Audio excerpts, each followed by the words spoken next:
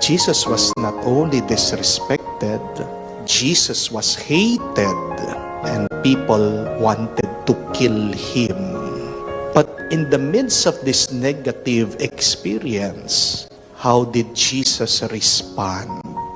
Ano ang tugon ng ating Panginoon? Two things. And please remember these two things.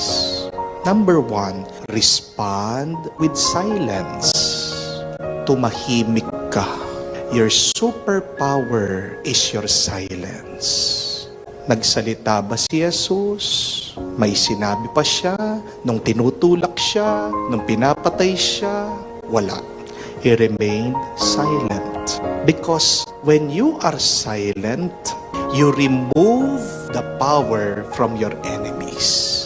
Pag tahimik ka, babalik sa kanila yung mga masama na sinasabi nila. Pag tahimik ka, wala silang mapag-uusapan. Amen? At pag tahimik ka, sila maingay, lilitaw yung totoong ugali nila. Na sila ay mga taong walang modo. Sila'y mga taong walang pinag-aralan.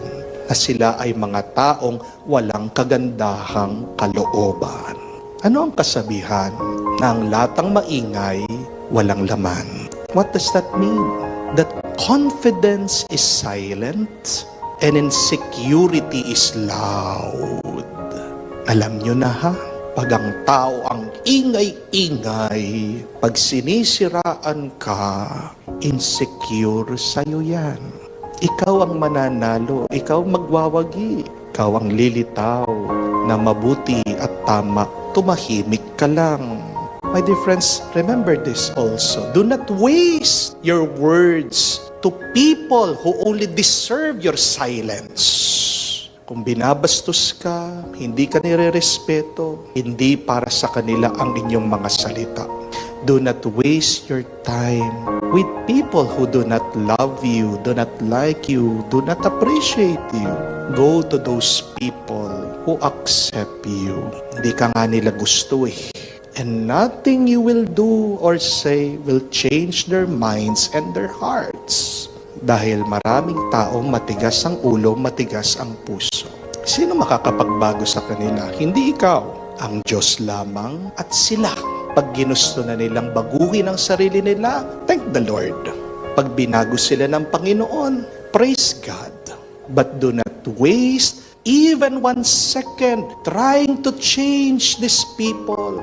Just be silent. Kahit na sinasaktan ka na, binababa ka na, minamaliit ka na, be silent. Tahimik ka lang. Why? Because if you read in Exodus, God said, be still, and I will fight for you. Ang Diyos ang makikilaban para sa iyo.